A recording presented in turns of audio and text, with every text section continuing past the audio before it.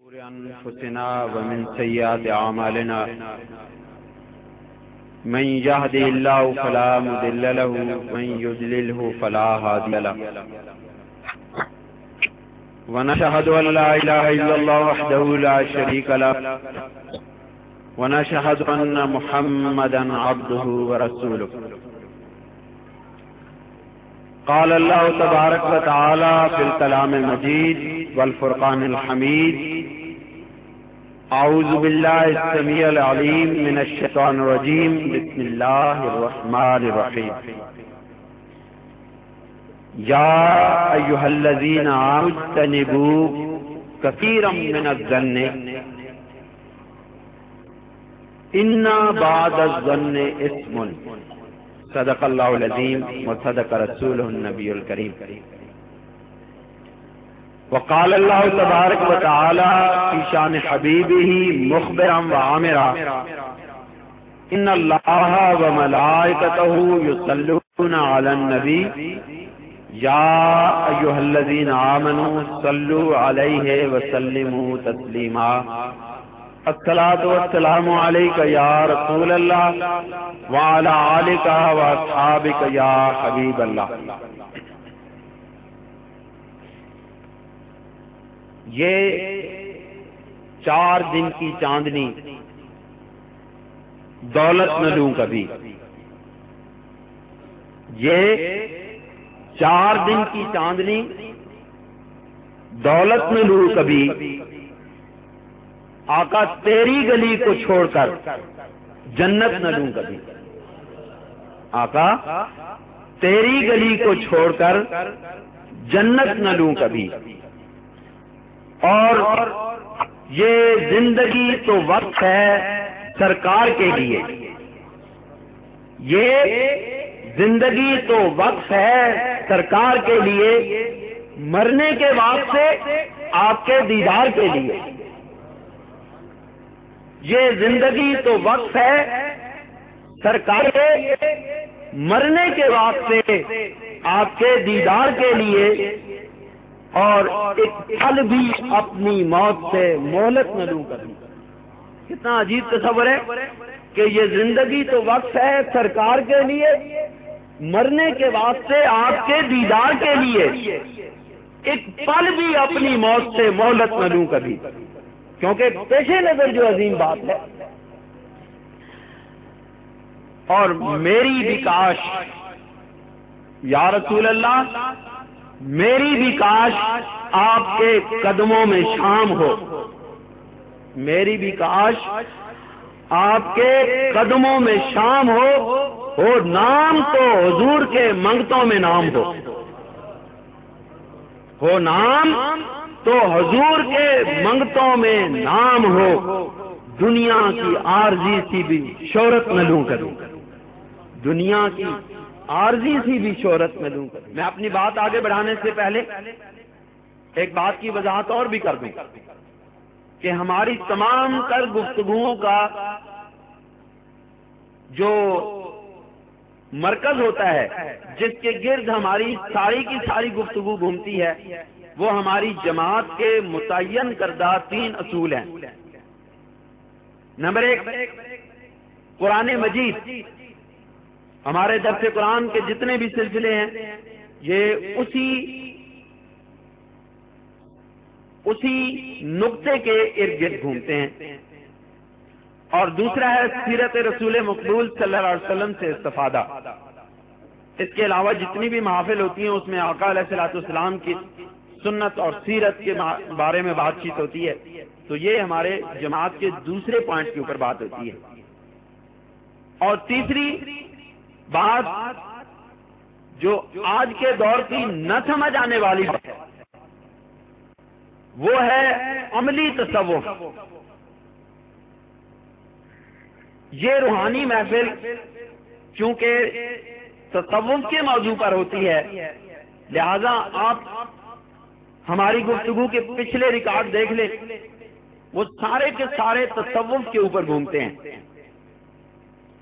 اور ہم آج کے دور کی اس سب سے بڑی غلط فہمی کو چیلنج کرتے ہوئے یہ بات آپ کے سامنے پیش کرتے ہیں کہ جن لوگوں کے موجودہ دور کے جدید تعلیم یافتہ لوگ اور بہت سارے دین کا علم حاصل کرنے والے لوگ اس بات کو بڑے دھڑلے سے کہہ دیتے ہیں کہ جی صوفیزم کا اور تصوف کا قرآن و سنت میں کہیں جواب نہیں ہے بلکہ یہ عجمی دور کی تخلیق ہے۔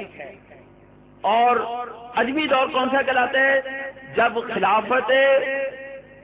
خلافت راشدہ کا دور ختم ہوا، بنو امیہ کے دور تک عربی دور تھا، پھر بنو عباس کا جو دور آیا وہ عجمی دور کہلاتا ہے۔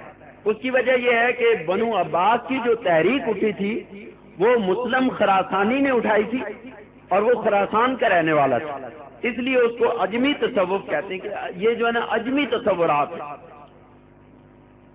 لیکن میرے بھائیوں، اس بات کو غور سے سنو اور اس بات کو یاد رکھو کہ یہ عجمی تصورات نہیں ہیں، یہ صوفیزم عجمی تصورات کی پیداوار نہیں ہے، یہ قرآنی تصور کی پیداوار ہے۔ اور ہم نے آج تک جو ثابت کیا ہے، ہم نے جو آج تک بات کی ہے وہ صرف اور صرف قرآن سے کی ہے، تاکہ آپ لوگوں کے ذہنوں میں یہ بات بیٹھ جائے کہ تصوف جو ہے وہ اصلی تصوف جو قرآن سکھاتا ہے وہ بھی موجود ہے۔ تو تصوف کیا ہے؟ تصوف ہے اپنی اخلاقی حالات کو درست کرنے کا نام، اپنے اندر کے حالات کو درست کرنے کا نام۔ تو کیا آپ قرآن کا جب مطالعہ کرتے ہیں تو قرآن آپ کی اخلاقیات کی رہنمائی نہیں کرتا؟ اگر ہم ہیگل کو، ہیوم کو، ان لوگوں کو تو کہتے ہیں کہ یہ جو دانشور ہیں یہ اخلاقیات کا سبق دیتے ہیں، لیکن ہماری سب سے بڑی بدقسمتی یہ ہے کہ ہم نے کبھی قرآن کو کھول کے نہیں دیکھا کہ وہ یورپی مستشرقین یا وہ یورپی دانشور آپ کو اگر اخلاقیات کا درس دیں تو آپ ان کو سر آنکھوں پہ بٹھائیں، لیکن جو قرآن اور جو اللہ اور اس کا رسول آپ کو اخلاقیات درست کرنے کا درس دے تو آپ اس کو درخور اعتنا ہی نہ سمجھیں۔ تو یاد رکھیں کہ یہ قرآن ہی آپ کو تصوف کی تعلیم دیتا ہے، لیکن کون سے تصوف کی تعلیم؟ اس تصوف کی تعلیم جو اللہ کے نبی نے ہمیں دیا ہے۔ ہر وہ تصوف اور صوفیزم وہ دیوار کے ساتھ مار دینے کے قابل ہے جس کی اصل اور جڑ قرآن اور سنت سے نہ ہو۔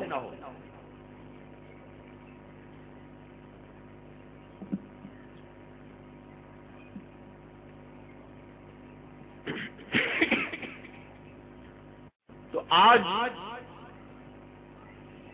جس چیز کو میں آپ کے سامنے رکھنا چاہتا ہوں وہ یہ ہے کہ اپنے معاشرے پر غور کرو۔ آج ہمارے درمیان، ہمارے ذہنوں کے درمیان، ہمارے دلوں کے درمیان قدورتیں اور نفرتیں گھر کر گئی ہیں۔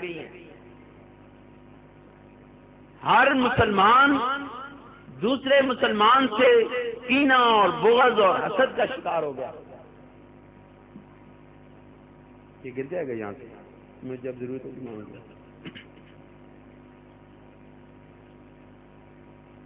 اس کے اوپر غور کیا کبھی آپ نے کہ یہ بیماریاں کیوں پیدا ہوئی، کیسے پیدا ہوتی ہیں؟ یہ بیماریاں پیدا ہوتی ہیں گمان سے۔ ہمارے دلوں کے اندر جو وہم و گمان آتے ہیں یہ ساری بیماریوں کی جڑ ہے۔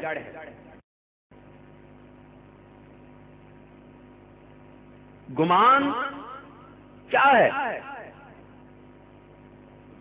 عربی میں اسے ظنن کہتے ہیں.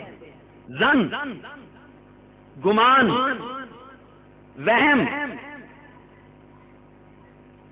اور عربی میں ایک اور بھی لفظ استعمال ہوتا ہے، یہ آپ کی تعلیم کے لیے بات کر رہا ہوں تاکہ آپ کو تھوڑا سا یہ ڈیٹیل میں پتہ چل جائے کہ عربی میں ایک اور گمان بھی ہوتا ہے جسے حسبان کہتے ہیں.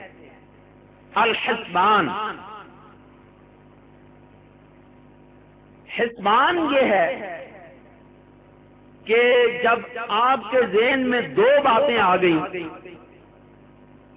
دو گمان آ گئے، ان میں سے دونوں باتوں میں سے مخالفت میں باتیں ہوتی ہیں.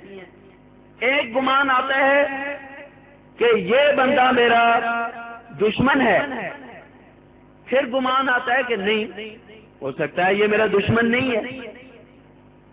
اب یہ دونوں گمان اکٹھے ہو جاتے ہیں،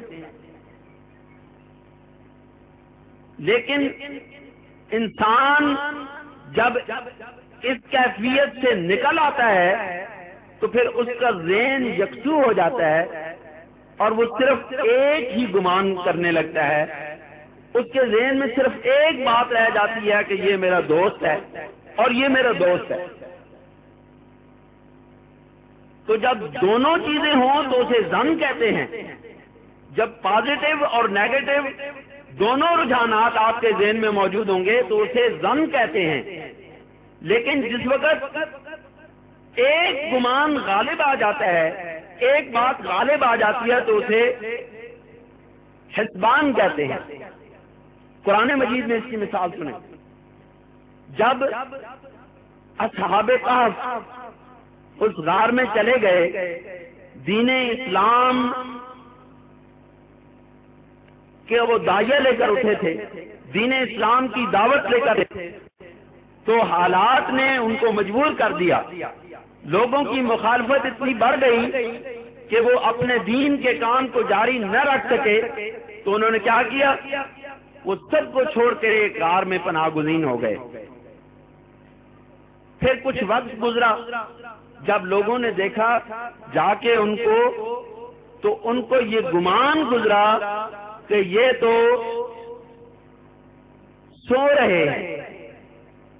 رب ذوالجلال فرماتے ہیں وَتَحْسَبُهُمْ أَيْقَاظًا وَهُمْ رَقُودٌ،